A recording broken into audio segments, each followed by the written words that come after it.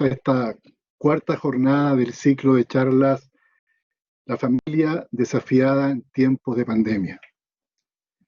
Hoy día la exposición de nuestro invitado va a estar centrada en las virtudes como fuerza de la vida.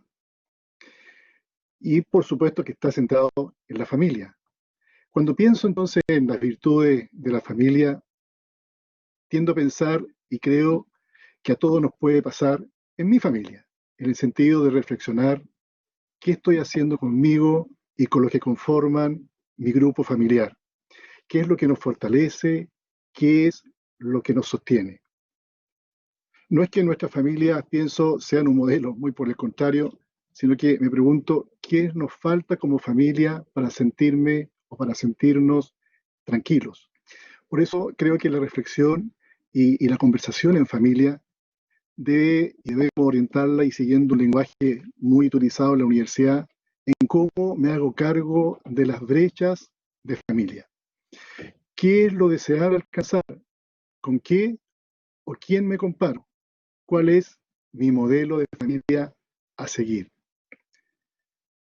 Creo que nosotros como universidad tenemos una ventaja y una bendición enorme porque bajo la mirada del humanismo cristiano tenemos una meta de familia que quisiéramos ser y por lo tanto debemos tener la capacidad para saber cuáles son las virtudes que alimentan ese alcanzable de familia.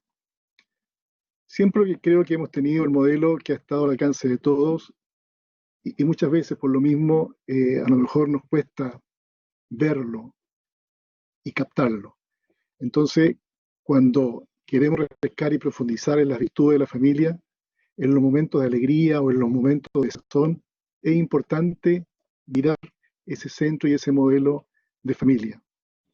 Yo creo que hoy cuando todos como familia nos hemos visto afectados primero por una crisis social, ahora por una pandemia, sin que la primera esté todavía superada, nos hace entonces revisar y asumir con valentía un análisis crítico de qué estamos haciendo como familia y con la familia. Para mí el modelo a seguir entonces para cubrir esa brecha debe ser el máximo modelo posible. Y de verdad creo que eso no es un imposible dentro de ese posible. Pero por otro lado, nos damos cuenta que ese modelo de familia alcanzable es el de una familia común y corriente, una modesta familia. Una familia que nos ha acompañado por miles de años, nos ha acompañado la historia de la humanidad. Y aún así, pareciera que no nos damos cuenta o no nos damos el tiempo de profundizar en sus enseñanzas. Y no es casual entonces que este modelo siga plenamente vigente hoy en pleno siglo XXI. Me refiero a la Sagrada Familia. Y mirando a esta sencilla pero potente familia de Nazaret, encontramos virtudes tales como la confianza del esposo a la esposa, de José a María, cuando la encuentra en estado de embarazo, ¿cierto? Y confía, deposita la confianza en ella. La capacidad de sacrificio de la madre y el padre por el hijo y del hijo por todos. La honradez y el respeto por los demás que hacen posible y refuerzan los vínculos sociales entre las personas. Y pienso también en nuestra familia de universidad en ese sentido. Bueno, yo creo que esas son algunas de las virtudes, entre otras tantas, que nos han traspasado y legado estos tres formidables integrantes de esta maravillosa familia de Nazaret. Veo a la familia entonces que siempre ha estado desafiada a pandemias, desafiada a guerras, a hambrunas. Cada época tiene su propio desafío. Entonces yo me pregunto, ¿cuáles son los desafíos de nuestra época? Al mirar la familia de Nazaret también vemos desafíos inesperados que ellos tuvieron que enfrentar. Tener que abandonar su país e ir a Egipto para proteger la vida de su hijo. ¿Qué fue lo que los unió entonces a la familia de Nazaret en ese tránsito? ¿Qué virtudes podemos rescatar de ellos que nos puedan iluminar en el tiempo presente? Siento que ver a la familia entonces es como el ideal o modelo a seguir, es una sociedad que nos protege y a la vez nos ayuda a soñar y buscar con fe un estado superior de relaciones entre las personas. En la familia de Nazaret tenemos también un norte, no solo los creyentes, sino todos los hombres pues en esto nos desafía a buscar y construir lo mejor. Para ello, quiero dar la bienvenida a nuestro invitado, con quien estamos cerrando este ciclo de conferencias denominada La familia desafiada en tiempos de pandemia. Don Juan Ignacio Rodríguez Casigufa. Juan Ignacio es el subdirector del Instituto de Filosofía de nuestra universidad, licenciado en Filosofía de la Universidad Gabriela Mistral y candidato a doctor en Filosofía por la Universidad de Salamanca, en España. Ha sido docente de la Universidad del Desarrollo, de la Universidad Santo Tomás, de la Universidad Finisterra y de nuestra universidad, en asignaturas tales como Antropología Filosófica, Filosofía de la Educación, Hombre y Sociedad, Ética y Conocimiento y Antigüedad. A nivel de posgrados, ha participado como académico en los magísteres de Filosofía Tomista en la Universidad Santo Tomás, magíster en Docencia Universitaria en la Universidad Finisterra y magíster en Doctrina Social de la Iglesia en la Universidad San Sebastián. Tiene numerosas publicaciones, entre las cuales puedo mencionar que es autor del capítulo Educación y Afectividad en el libro La Educación otra vez en la encrucijada, edición de la Universidad San Sebastián, El problema de la muerte como objeto de estudio filosófico en la filosofía de Vladimir Yankelovich, en el libro Testimonio de la Verdad, y reflexiones éticas en torno a la muerte, de la angustia a la tarea moral, libro Reflexiones en torno a la bioética, de ediciones Universidad Finisterra. Bien, les recuerdo a todos los asistentes que pueden hacer sus preguntas y o reflexiones en el chat que se ha dispuesto para ello. Y una vez terminada la exposición de nuestro invitado, procederé entonces a realizarla en ustedes. Bien, desde Puerto Montt, desde la sede de la Patagonia, quiero dar la bienvenida a toda la universidad y a nuestro invitado Juan Ignacio. Juan Ignacio, bienvenido. Perfecto. Muchas gracias, vicerrector, por las palabras iniciales, por su presentación. Bueno, agradezco entonces las palabras que son un verdadero pase-gol para esta presentación. Bueno, como ya mencionaba, vicerrector, el ciclo que nos convoca lleva como título La familia desafiada en tiempos de pandemia. Y yo quise darle un enfoque desde las virtudes como fuerza de la vida familiar, ¿ya? Así que voy a hacer ese enfoque agradeciendo, bueno, la presencia de quienes se conectan y especialmente de las familias de nuestros estudiantes, apoderados, sostenedores, padres, abuelos, quienes se hayan conectado. A ver, pensando un poco en cómo proponer esta charla, quise tomar el título de un modo literal, La familia desafiada, y la verdad es que rápidamente se identifican o pude identificar tres desafíos fundamentales a la hora de iniciar esta conversación. El primer desafío es el desafío eh, de ser quien relata esta charla, precisamente porque, al igual que probablemente la mayoría de ustedes, también tengo o vivo en familia y también estoy siendo parte de ese desafío. Mi familia está desafiada y en ese sentido uno opera un poco como juez y parte. Si a uno le pidieran que dilucidara en la mitad del partido si fue penal o no fue penal una determinada jugada, ¿ya? Entonces yo decía, la verdad, y esto no es falsa modestia, sino que yo creo que carezco de la perspectiva para decir la familia como un objeto de estudio que puedo mirar a la distancia, ¿ya? También he sido, como toda la familia, he padecido un poco esta pandemia, este desafío, con verdaderas dificultades, ¿ya? Y con también auténticas alegrías. Entonces, el primer desafío es intentar decir algo sin tener una perspectiva demasiado clara de la cuestión, ¿ya? El segundo desafío, que es al que nos referiremos un poquito más adelante, tiene que ver precisamente con cómo la pandemia afecta a la vida familiar, con todo lo que ello implica. Y el tercer desafío tiene que ver con con las palabras que comentaba el vicerrector, y es que la familia, en cierto sentido, siempre ha estado desafiada, o incluso podríamos decir más, ¿ah? La familia misma es un desafío, la familia misma es desafiante. ¿Ah?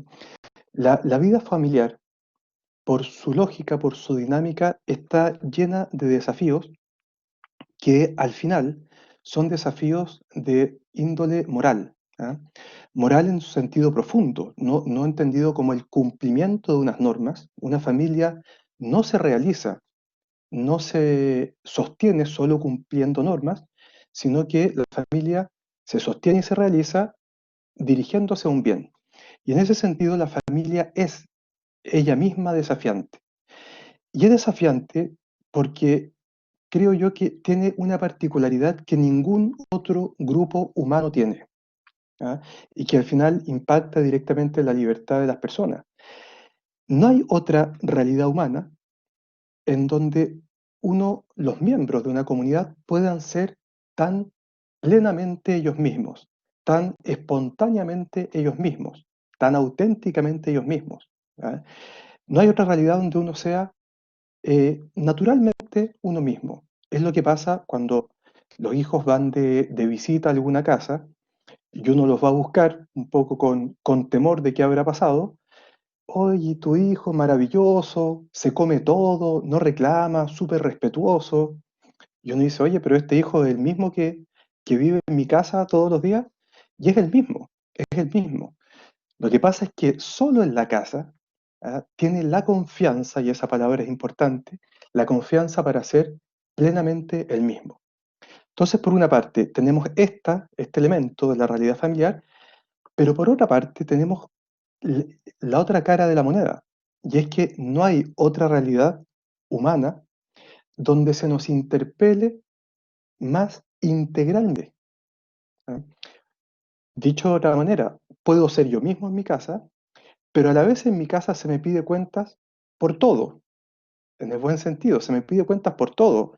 Se me pide cuentas por mi responsabilidad como papá, se me pide cuentas por mi aporte económico, se me pide cuentas por los gestos, por los malos gestos, por los buenos gestos, por los malos tonos, por los buenos tonos, porque precisamente como es una comunidad de personas, donde las personas están abiertamente siendo ellas mismas, todo lo personal queda de alguna manera interpelado por la convivencia familiar.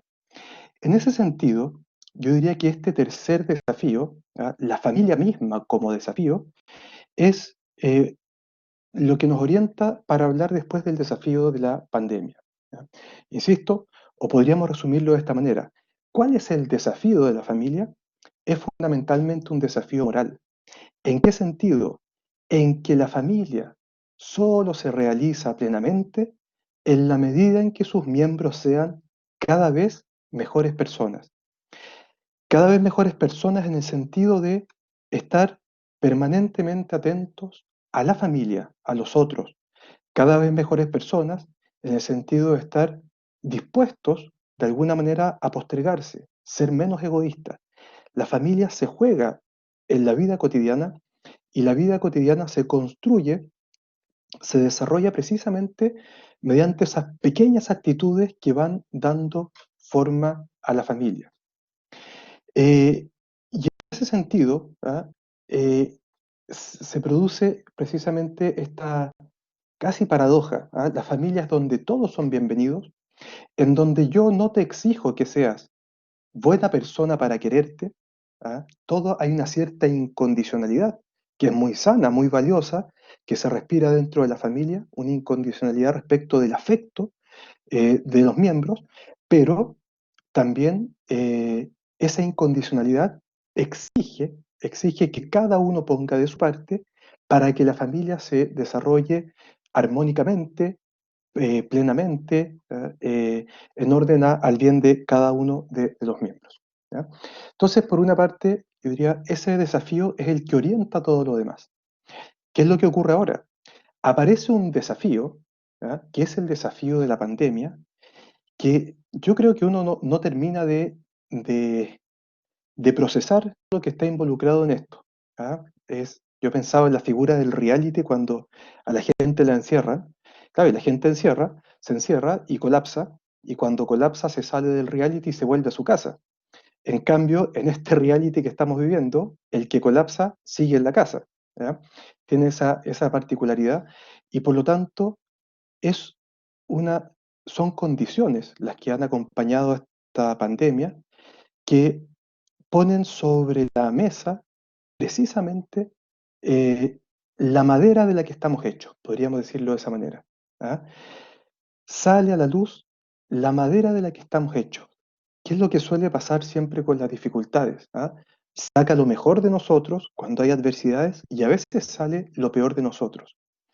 En esta convivencia familiar, en este tener que estar permanentemente juntos, pero a la vez permanentemente en otras cosas, en el trabajo, en el colegio, en las labores domésticas, en todo, está todo junto y permanentemente conviviendo, entonces aparece el desafío fundamental. ¿Ah? ¿Cuál es la madera de la que está hecha esta familia, cada una de las familias de nosotros? Y aparece, yo lo decía al principio, todo tipo de alegrías y aparece todo tipo de dificultades, ¿ya? Que insisto, son sobre todo de orden moral. Y lo repito, de orden moral, no en el sentido de que cumplamos o no cumplamos ciertos preceptos, sino que en el orden moral, en el sentido de que tenemos que tomar decisiones cotidianamente. Y en esas decisiones se juega precisamente la familia que somos.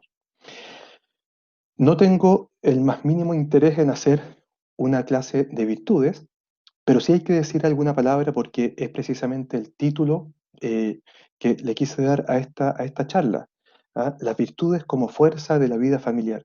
Yo diría, y yo creo que lo entendemos todos, las virtudes son precisamente esa madera de la que estamos hechos. ¿Ah? Las virtudes son, si uno quiere, el resultado de las elecciones que vamos tomando permanente y cotidianamente, y tan permanente y cotidianamente tomamos que al final son parte de uno mismo. ¿Ah? De alguna manera son la huella que deja el actuar libre en cada uno de nosotros. ¿Ah? Son aquellos actos repetidos, aquellas convicciones que se manifiestan en esos actos repetidos que al final hacen que uno sea la persona que es. ¿Ah? Por poner un ejemplo sencillo, em, uno dice tal persona es generosa. Y fíjese lo que está haciendo, está identificando a la persona con una característica de esa persona, porque uno no dice esa persona tiene actitudes generosas, sino que uno dice esa persona es generosa. Se identifica al sujeto con la virtud. Pero, ¿qué implica que sea generosa? Significa que habitualmente, cotidianamente, permanentemente realiza actos de generosidad. Y en ese sentido, ¿ah?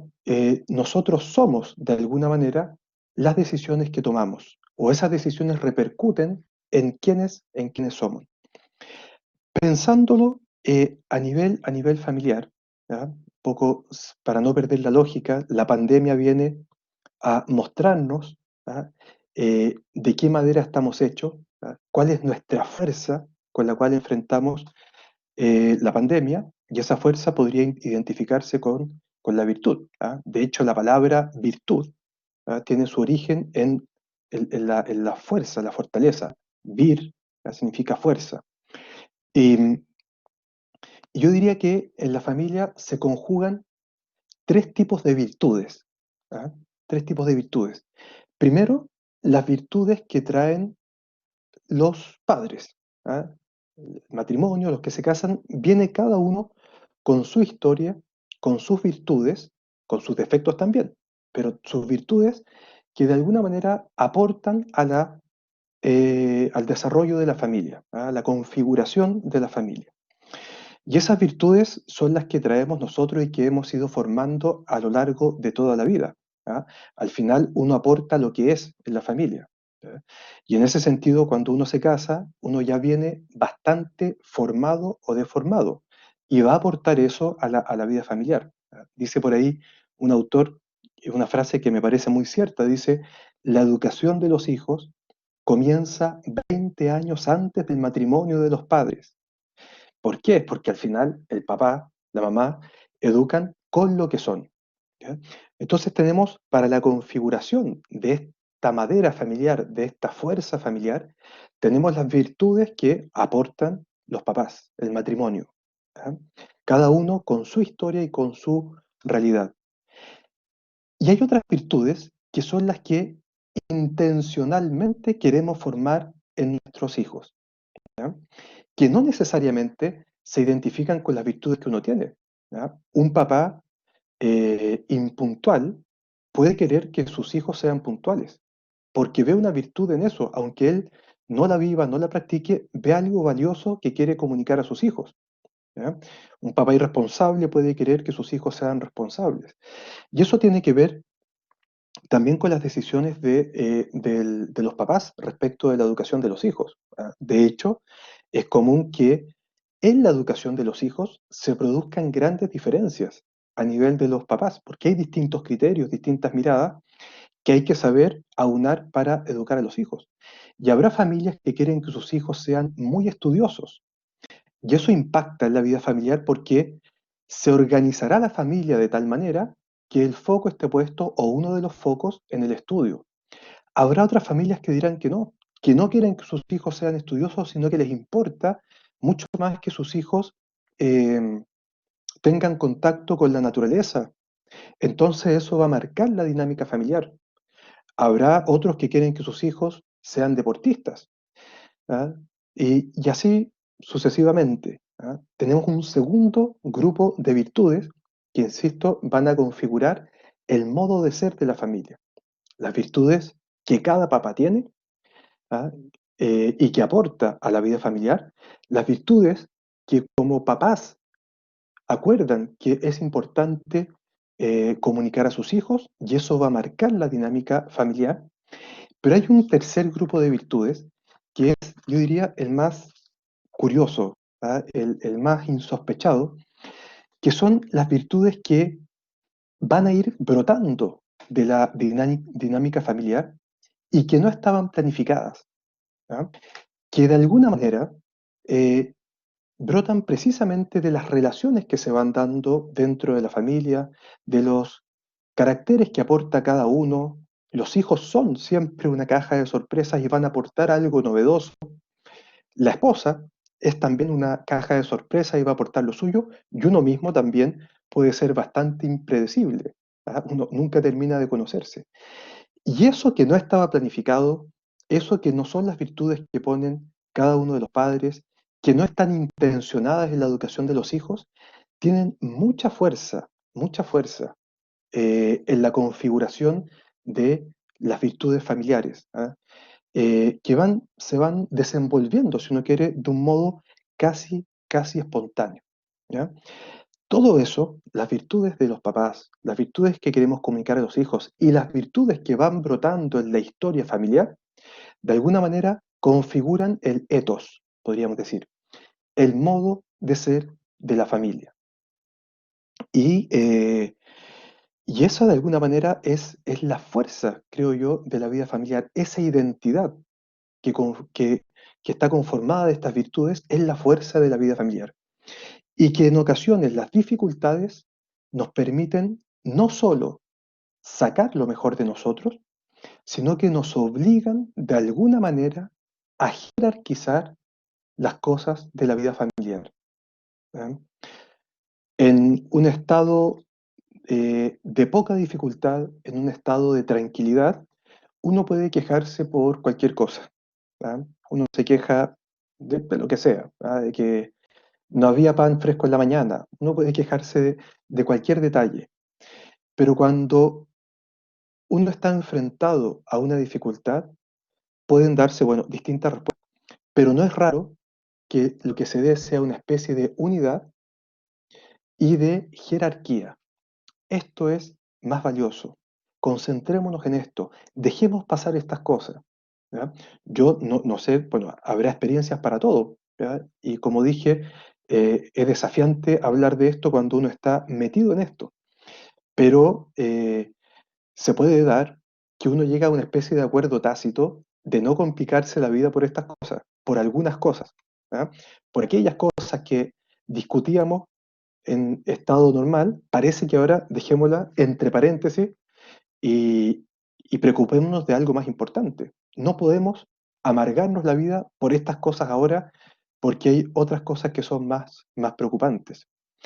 Y eso eh, suponiendo que hay una cierta normalidad, porque la cosa se agrava cuando hay gente contagiada, cuando hay gente que incluso ha muerto, cuando algunos han perdido el trabajo, ¿ah? Que hacen todavía más urgente tener que concentrarse en lo central, en lo fundamental. De hecho, una de las cosas eh, que se, que fluye en las conversaciones, cuando uno pregunta ¿cómo estás? Mira, complicado, tengo este problema, este otro problema, pero gracias a Dios estamos juntos. Es una frase que no es ni filosófica ni nada parecido, es una frase que brota de esta jerarquía. Gracias a Dios estamos juntos. Gracias a Dios estamos bien. ¿Se capta?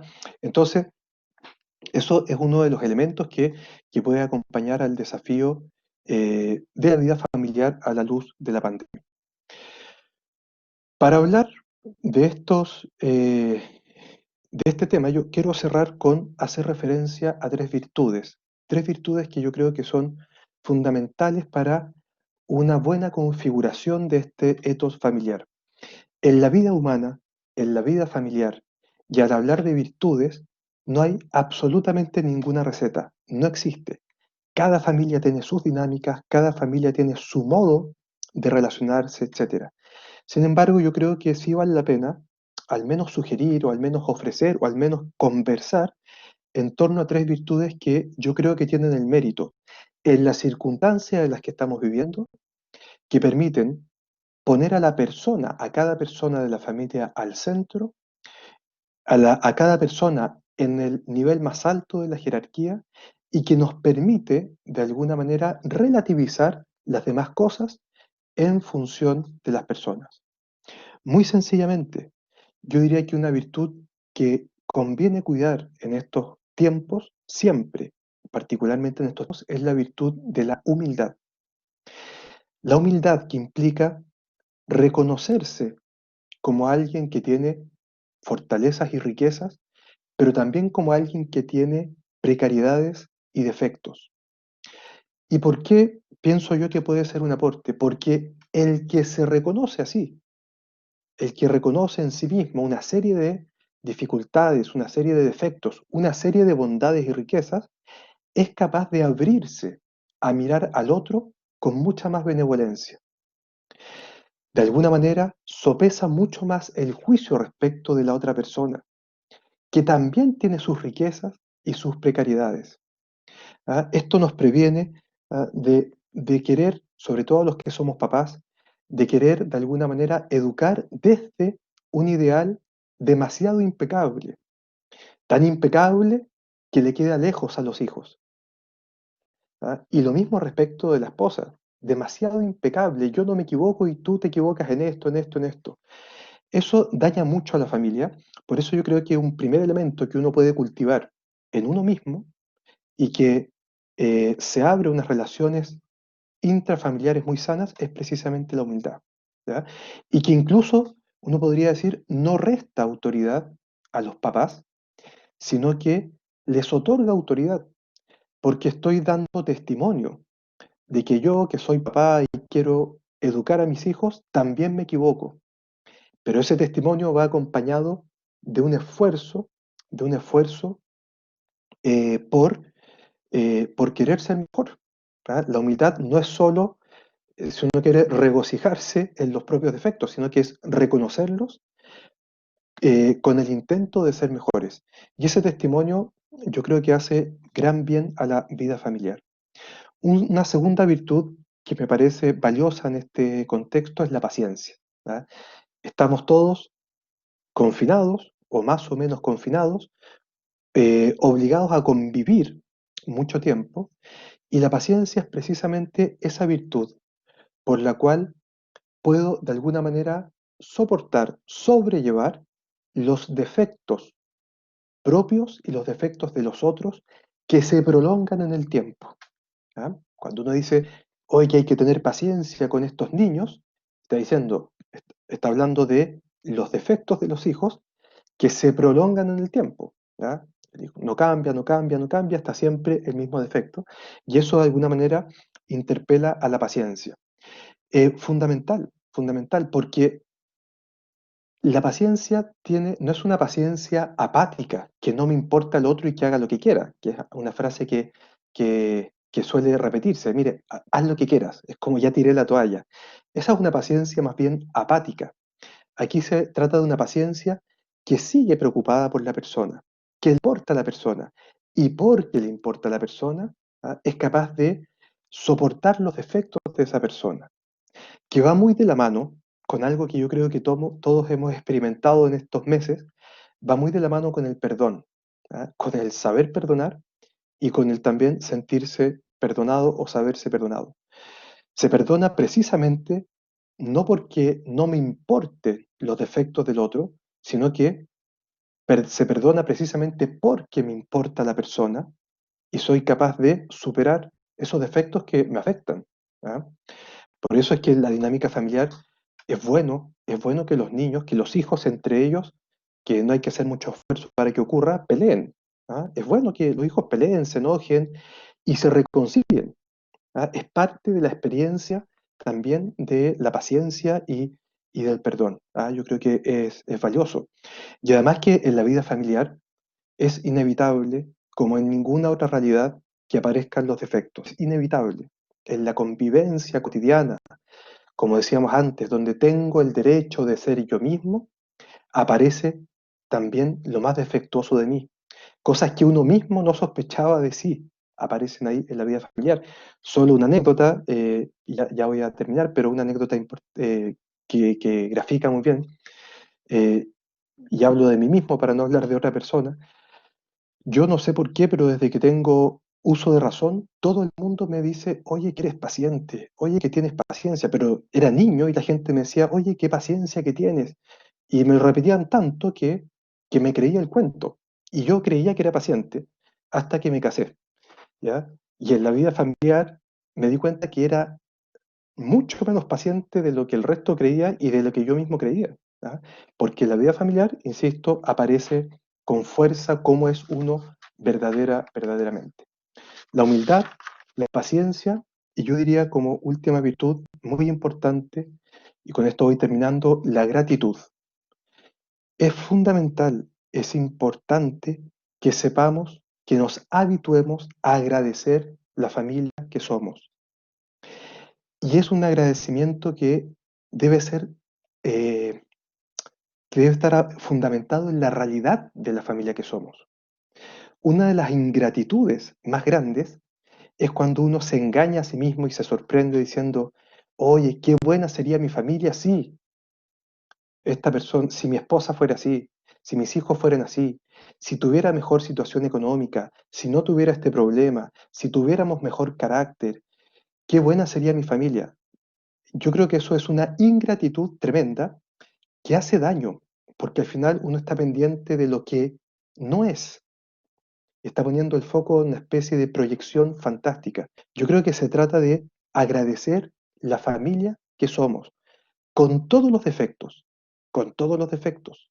¿Ah? No es casual que el cuarto mandamiento diga, honrarás a tu padre y a tu madre, y no dice, honrarás a tu padre y a tu madre cuando sean buenos papás, sino que honrarás a tu padre y a tu madre. Yo diría, la familia hay que agradecerla, con sus defectos, pero es una riqueza que es la riqueza que tenemos y que yo creo que también a la luz de esta pandemia, como lo decía anteriormente, uno ha tendido a agradecer. Aunque se pueden haber multiplicado algunas dificultades, uno tiende a agradecer tener una familia, en la cual estamos todos contenidos y en la cual de alguna manera nos afirmamos y apuntamos hacia el mismo lado. Y el resultado de la gratitud es siempre la alegría. ¿Ah? O una manera de mostrar la gratitud es precisamente mostrando que estoy alegre de esta familia. Y eso es algo cotidiano. No estoy permanentemente quejándome de mi familia, no estoy permanentemente haciendo ver lo imperfecta que es mi familia, cosas que van a pasar en la vida cotidiana, sino que estoy mostrando que estoy contento de estar acá. Yo creo que ese es el modo más sano, más natural, más cotidiano de agradecer la familia que somos. La gratitud fortalece muchísimo, muchísimo a la familia, ¿ah? Donde nos sintamos a gusto, ¿ya? Y no significa una familia sin exigencias, significa una familia donde de gusto estar. Y eso es también una decisión moral, una decisión ética de todos los días, ¿ya? En ese sentido, una frase del Papa Francisco que me parece muy clara, maravillosa, dice: estén atentos al pan que reparten en sus casas. No hay mejor memoria que la de un hijo agradecido, ¿ya? Estén atentos al pan que reparten en sus casas, que no es el pan físico, sino que es el pan que alimenta la vida familiar. ¿Qué estoy repartiendo en mi casa? ¿Malas caras o buena cara? ¿Mala disposición o buena disposición? ¿Ah? ¿Puros problemas o aporto alegría, buen ánimo, etcétera? No hay mejor memoria que la de un hijo agradecido. Cuando un hijo que ya ha crecido mira hacia atrás o mira hacia adentro de él y encuentra el recuerdo, el bonito recuerdo de la vida familiar, entonces se ha hecho bien la tarea, creo yo, ¿ya? Termino con una sola idea como cierre y ya podemos dar paso a la conversación, que tiene que ver con todo esto. Hay una frase que se repite mucho, ¿ya? Que tiene mucho sentido, y es que se dice que la familia es la base de la sociedad. Yo creo que eso es así. Creo que es la base de la sociedad, no porque entregue hijos, ¿ah? No porque entregue miembros a la sociedad, ¿ah? No porque sea una fábrica de ciudadanos, sino por lo siguiente, porque es en la familia, no hay otra realidad más fuerte que esta, donde se aprende la confianza, donde se aprende las relaciones gratuitas. Es en la familia como en ninguna otra realidad donde se aprende a tener relaciones gratuitas, donde los hijos confían en que sus papás quieren su bien, benevolente y gratuitamente, donde los hermanos aprenden a pelear pero a reconciliarse, y hay una preocupación también espontánea, natural, por la persona del hermano.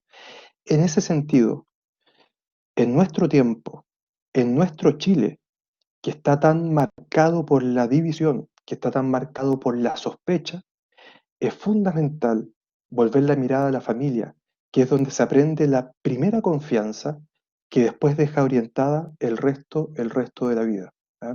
Creo que lo que estamos viviendo a nivel país desde un tiempo a esta parte tiene que ver con un deterioro de la comunidad familiar, ¿ah? Y en ese sentido, siempre estamos a tiempo, siempre estamos a tiempo en la vida familiar de enmendar las cosas. Si la humildad es una de las virtudes, siempre estamos a tiempo de mirarnos, de reconocer en qué hemos fallado y de cultivar, ¿ah? Precisamente este compromiso moral con el bien de la familia. Poco eso era lo que tenía que decir, y ahora, Sergio, si quiere, damos paso a las preguntas, al diálogo. Sí, gracias, muchas gracias Juan Ignacio por esta presentación. De verdad que nos llama a todos a seguir reflexionando en torno a lo que nos corresponde como familia. Y estas tres virtudes que tú señalas, la humildad, la paciencia y la gratitud, vaya que si lo tenemos presente, nos ayudará mucho en este desarrollo de familia y en este desarrollo de sociedad. Fíjense ustedes que hemos recibido ya varios comentarios y también preguntas en el chat que hemos habilitado. Voy a empezar por los saludos y que también están reflejando la importancia que la familia de nuestro país, porque estamos hablando que aquí hay familias de todas las regiones, están entregando a este ciclo de conferencias que la Vicerrectoría de Vinculación con el Medio de nuestra universidad ha levantado junto con el Instituto de Filosofía. Por ejemplo, de Puerto Montt, eh, Mavis Patricia Gurero nos dice, saludo de Puerto Montt, muy buena la instancia de reflexión, maravillosa la presentación. Lo mismo que Álvaro Brantes, excelente presentación, humildad, perdón, paciencia, gratitud y caridad. O sea, yo creo que vamos rescatando lo principal, lo medular de esta exposición y lo encuentro sensacional. Vamos con algunas preguntas, Juan Ignacio. Creo que aquí ya comenzamos también a enfocarnos en lo que todos hemos venido a trabajar y a reflexionar. ¿Cómo, nos dice Consuelo, Consuelo Palma, cómo la pandemia en las decisiones morales que conlleva hace crecer la familia impactando en su seto? Voy a leerla de nuevo para que se entienda mejor. Ujú. Cómo la pandemia en las decisiones morales que conlleva hace crecer a la familia impactando en su etos. Sí. A ver, yo creo que podríamos distinguir lo siguiente. La pandemia, entendida como una circunstancia que ha forzado de alguna manera a volver la mirada hacia adentro, ¿ya? Ahora, el tema es que en ese volver la mirada hacia adentro de la familia, eh, s- puede surgir distinto tipo, y aquí por eso insisto que no hay recetas de ningún tipo, porque pueden surgir distintos tipos de desafíos. ¿Ah? Yo pensé que teníamos buena comunicación, porque cada uno estaba en su trabajo, los niños en el colegio, después llegábamos, hasta veíamos algo juntos, conversábamos un par de cosas y, y parece que teníamos buena comunicación. Y ahora que tenemos que estar más tiempo juntos, pero además más tiempo que está de alguna manera no dispuesto para la plena convivencia, sino que está tironeado por muchos factores, el teleestudio, el teletrabajo, el teleconsumo, ¿ah? Que ha marcado también esto. Yo creo que ahí cada familia debe ser capaz, y esto es labor fundamentalmente de los padres y de los hijos que han adquirido cierta madurez, cada familia tiene que, eh, dicho coloquialmente, ver dónde la aprieta el zapato para definir efectivamente qué es lo que debe aportar cada uno en la realización de este etos o en hacer que este modo de ser que tenemos como familia sea, sea mejor, sea más llevadero, sea más constructivo. Uno puede plantear distintas ideas, pero no sé, empezó la pandemia y a los hijos uno le dice ya, cada uno se hace cargo de su pieza, del aseo de su pieza. ¿Ah? Ya no van al colegio, pero cada uno se hace cargo de tal cosa, se reparten responsabilidades. Lo mismo a nivel de los papás, hay que distribuir tareas, etcétera. Entonces, ahí yo creo que no hay una respuesta cerrada, sino que tiene que ver con la capacidad que tiene cada familia de mirarse auténticamente y en base a eso que se conoce de sí mismo, tomar decisiones morales. Sí creo que hay algo que también podría tratarse de otra virtud, pero que es fundamental y es que en estas circunstancias hay que cuidar muchísimo, muchísimo el respeto. Yo creo que es un elemento clave, porque entre medio de tanta tensión, entre medio de tanta convivencia forzada, si uno quiere, en el respeto se juega muchísimo, porque es precisamente lo que puede inclinar la balanza a uno u otro lado, ¿ya? Y hemos visto cómo han crecido los índices de violencia intrafamiliar, ¿ya? Porque es muy fácil perder la paciencia en estas circunstancias. Yo creo que el cuidado del respeto, ¿ah? Es en los gestos, en los tonos, en las palabras, etcétera, es un elemento para nada accidental, sino que en lo que puede eh, fortalecerse o incluso darse una familia. Gracias, Juan Ignacio. Yo creo que sí, sin duda hemos visto cómo ha crecido la violencia intrafamiliar en nuestro país y ha sido una tónica que se ha repetido en todos los países que han vivido junto con nosotros la pandemia, ¿verdad? Y en eso tenemos que trabajar todos como sociedad porque es algo que realmente es un drama, que tenemos que hacernos cargo también de eso. Hay una consulta que nos hace Catalina Novoa, eh, que nos dice, una vez que termine el encierro, al menos estricto, ¿de qué forma? ¿De qué forma se pueden seguir cultivando las virtudes que se han ido fortaleciendo en estos Mm. momentos y no volver a las dinámicas previas? Sin duda que hay virtudes que se han fortalecido producto del encierro, ¿verdad? Se han descubierto probablemente algunas virtudes que no nos habíamos dado cuenta. Entonces se Mm. preocupa ella cómo mantenerla en el tiempo. María Ignacia. Yo tengo exactamente la misma preocupación, ¿ah? Exactamente la misma preocupación. No se me ocurre qué responder un poco desde la teoría. Yo tengo un temor, ¿ah? De cuando pase todo este periodo, volver a una dinámica frenética de estar permanentemente fuera de la casa, permanentemente fuera de la familia. Y me preocupa porque a lo mejor va a haber un boom de compromisos sociales. Mira, ahora que nos podemos juntar, se van a multiplicar las invitaciones y yo miro ese futuro con cierta tristeza. Digo, ojalá que no, ojalá que no perdamos algo que se ha ido ganando. Este espacio de conversación, este espacio de diálogo, de compartir con los hijos, yo creo que es una riqueza enorme. Hay una frase que se ha repetido que la verdad a mí me resulta bien insoportable y es que después de esta pandemia todos seremos diferentes y todos seremos mejores personas.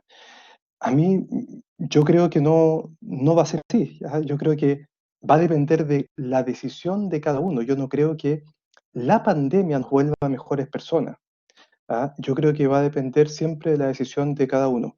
Lo que sí creo, y por eso comparto el comentario de Catalina, es que la pandemia, como lo dije un poco en la exposición, nos ha permitido jerarquizar aquello que es más valioso de aquello que es menos valioso. Y eso a veces dice, aquí encontré una riqueza, un tesoro que no quiero perder cuando pase esto. No se me ocurre una respuesta de qué modo, yo creo que está en la decisión de cada uno, y aquí echo mano a la famosa frase de San Agustín que dice, mire, seamos nosotros mejores y los tiempos serán mejores. Que cada familia tome la decisión, que cada familia haga el esfuerzo por preservar esa riqueza que ha descubierto y que es muy bueno que así haya sido, Catalina. Gracias, Juan Ignacio. Aquí hay otra consulta, me dice Héctor Mancilla, Mancilla de Puerto Montt, dice, la autoridad con los hijos, que se ha presionado con la pandemia, y en esa presión, cómo sostener la humildad. Ujú. Es una buena reflexión y pregunta, yo creo que Muy buena, ambas. muy buena. Entiendo que uno dice que la autoridad nos hemos visto, yo creo, como papás, más obligados, más interpelados a ejercer la autoridad. Me imagino que va por ahí. Eh, y cómo, de alguna manera, en este ejercicio de la autoridad, eh, cómo combinarla con la humildad. Yo creo que hay que ir al núcleo de la palabra autoridad, ¿ya? Que la autoridad tiene que ver sobre todo con esa calidad moral que va acompañado de ese deber de ser obedecido, si de alguna manera. Es decir, la autoridad no me viene dada por el solo hecho de ser el papá de mis hijos, aunque eso ya trae una autoridad natural muy fuerte, porque los hijos naturalmente, desde que son chiquititos, van a mirar a sus papás como autoridad, ¿ya? Sin embargo, los hijos crecen y ya no es tanta la sumisión, ¿ya? Y empiezan los conflictos, empiezan las contradicciones, etcétera, etcétera, ¿ya? Y eso también lleva a que uno pierda la paciencia, pero cada vez que uno pierde el control, de alguna manera va perdiendo algo de autoridad, porque estoy mostrando que no soy capaz de conducir, ¿ah? A los hijos, digamos, de un modo, si uno quiere, ordenado, de un modo... a ver, esto no significa, perdón, que divague, esto no significa que los papás no puedan enojarse. El problema está cuando los papás hacen sentir la autoridad solo mediante el descargo de la rabia. Ahí es cuando los padres pierden gran parte de la autoridad. No cuando castigan, si los papás tienen que sancionar a los hijos, no cuando dan instrucciones, no cuando exigen que se cumpla algo, sino que la autoridad se pierde fundamentalmente cuando el papá pierde el control y descarga más que una, una orden autoritaria, descarga su rabia, su frustración en la persona del hijo. Eso es lo que pierde autoridad. Por eso es que la humildad, expliqué yo, no sé si bien o mal, la humildad es fuente de autoridad, porque estoy diciendo, partamos de la base que yo no soy perfecto como papá, pero demuestro un esfuerzo permanente por ser mejor papá. Eso ya es una autoridad moral. Eso ya sitúa al papá con una cierta autoridad. Y un hijo que ve así a su papá tiende naturalmente a confiar en él. Cuando un hijo ve que el papá pierde el control y lo agrede, sea de la manera que sea, el hijo pierde la confianza y no reconoce la autoridad. La fuente verdadera, o sea, o el efecto verdadero de la autoridad es precisamente la confianza. ¿Ah? Confío en la autoridad de mi papá. Bien, yo creo que eso nos demuestra que todos los días estamos aprendiendo a ser padres y estamos aprendiendo también a crecer como familia. Eso se parte alguna vez, pero nunca se termina. Así es que muy bien, digamos, la pregunta y el planteamiento que nos hace Héctor y bueno, la reflexión que tú también has realizado, Juan Ignacio. María Cecilia Parra nos pregunta, dice, ¿cómo ayudar después de la pandemia a aquellos niños y jóvenes que lamentablemente lo han pasado mal en familia? También una tremenda pregunta para la que no tengo respuesta, fundamentalmente por lo siguiente, porque la familia tiene tal peso en la formación de los hijos, tal peso en la dinámica, en la configuración afectiva y ética de los hijos, que el daño que se hace en la familia es difícil, no sé si me atrevo a decir imposible, de sopesar por ninguna otra realidad social. ¿Ya?